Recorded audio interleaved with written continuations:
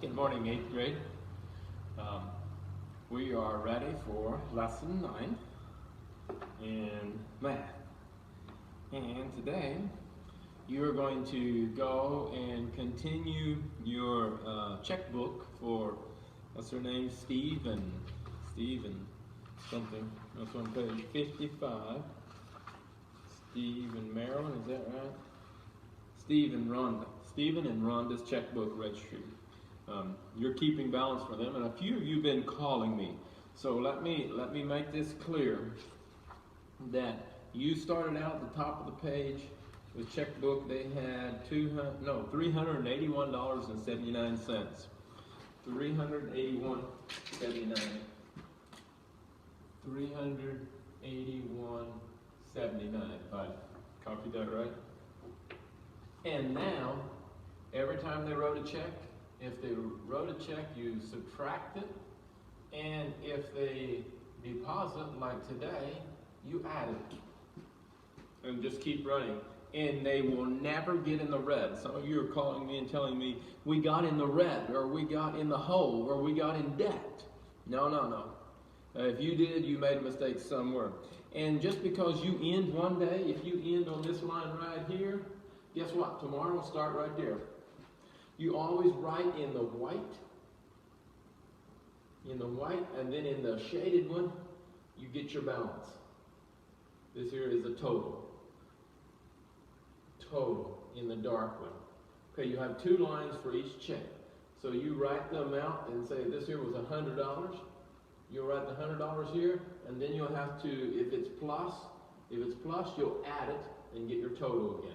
So you'll keep your balance current every day of how much, or every check of how much you have.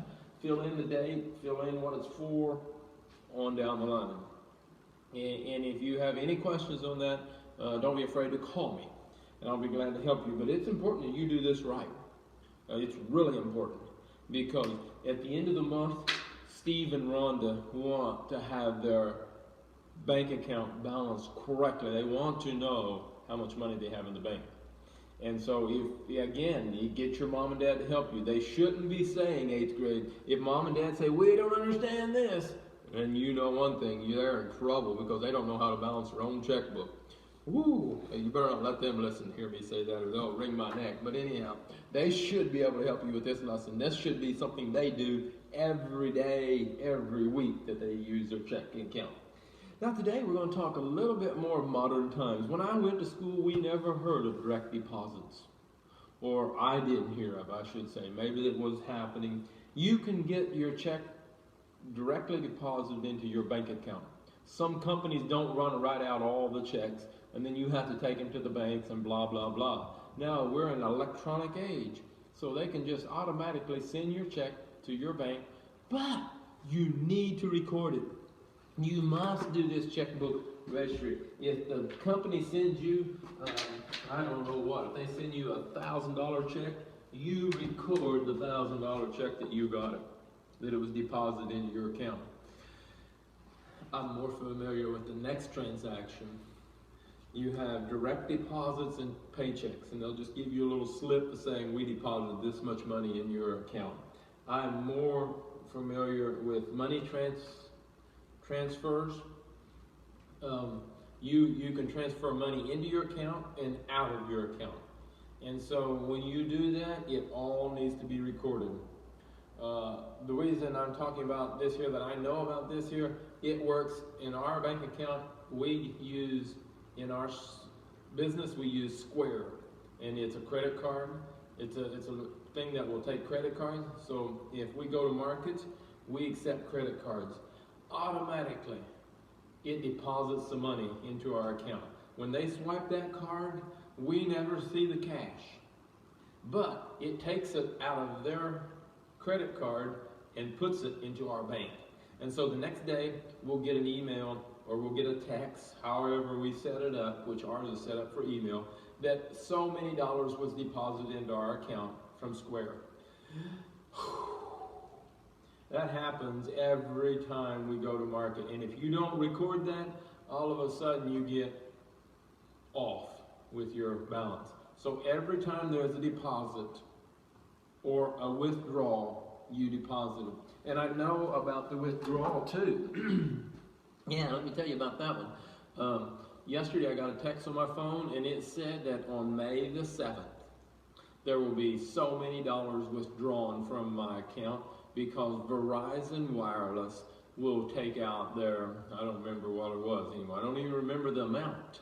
But they will withdraw that from my account because that's my bill for this month. You must record withdrawals. You can also do lots of things. You can do that with your electric company. I think our electric company takes their money right out of our account every month. You need to record it though, or else you'll get in trouble.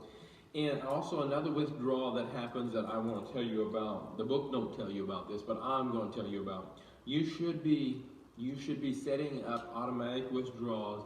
You know what? It's hard for me to give money to people. I'm stingy. I'm a type. I just don't want to give money to anybody. But you can set up with like CAM that every month they withdraw so many dollars out of your checking account. And you can choose where it goes and all that kind of stuff.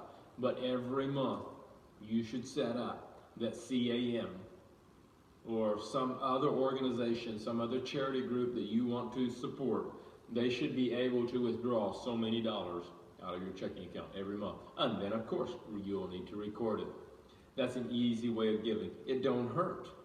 Well, yeah, you know it at the end of the month, but when you get your bank statement, but you don't have to hand out the cash. It just goes. So the book don't tell you about that. I'm telling you about that. When you get bigger, I want you to do that. Got you? I want you to do that. That's easier than putting money in the offering in church. Now you still put money in the offering in church. That's different, okay? That you owe the church to give money there. But if you want to give extra money to other organizations, then set up a systematic way that money gets there. Or otherwise, if you're like I am, you never do it. Or not as often as you should. There we go. Again, today we're going back to 55, and you're running that tally. You're recording it.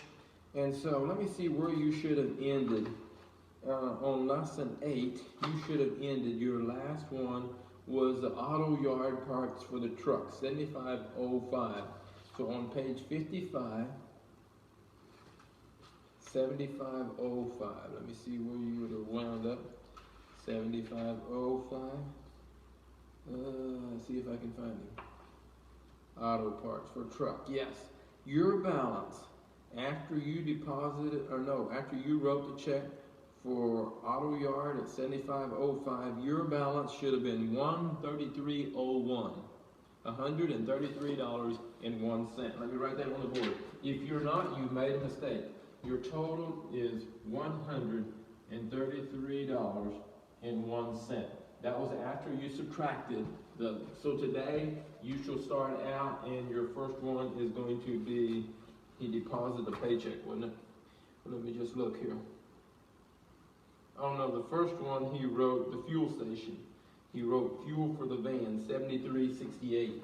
So now you got $73.68, and that needs to be subtracted. And then you keep going. The next one is his checkbook deposit of $480.76. Whatever this answer is, then this here was $480. You're plussing this one. $480.76.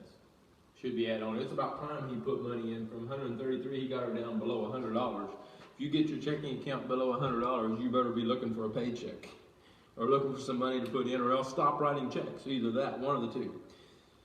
And hope you don't have no electronic withdrawals. Okay, you got today's 3 different ways of putting money in the bank. Is direct deposit for check. It is and that's a way of putting it in. The other way of withdrawal is a transfer of money to another account, or from in and out. You got PayPal, you got savings, you got all kinds of other accounts you can transfer in and out. You got to record those. And the last one is a withdrawal, electronic withdrawal to pay your electric bill, to pay your phone bill, whatever, or utility bills or monthly bills that you don't want to spend the money sending it in the mail. you can set it up to do electronic withdrawal. There's one problem with that. You always must make sure the money's there, because they're going to pull it out, whether you're there, know it or not, whether you have the money or whether you don't have the money. And if you don't have the money, you'll have an overdraft, and we'll talk about that later. I was going to check maybe I should check a couple lessons here. Let me see here. I don't know what you've got really to check, just a couple problems. Hang on here, let me see what I can. Are there any answers worth checking? Oh yeah, you're going to want to know a few of those. You got a couple story problems there. The number 8, on lesson 8, number 8, the answer is $8.25. Number 8 is $8.25. And number 9 is $48.13. $48.13. And then of course you did your check registry. And then today's lesson, I won't tell you too much. Oh yeah, you'll have to write those checks and then record those checks too when you do today's lesson. He had 2 debit card purchase, and he also had a deposit for his check. Then you wrote, oh, I bet you she wrote that one. Yeah, Rhonda went to the fabric store. I didn't figure Steve would have. And then Rhonda also went to the food liner. She also went to the grocery store, and she wrote a check there. I don't know if many grocery stores take a check. Maybe, I don't know. They might around here.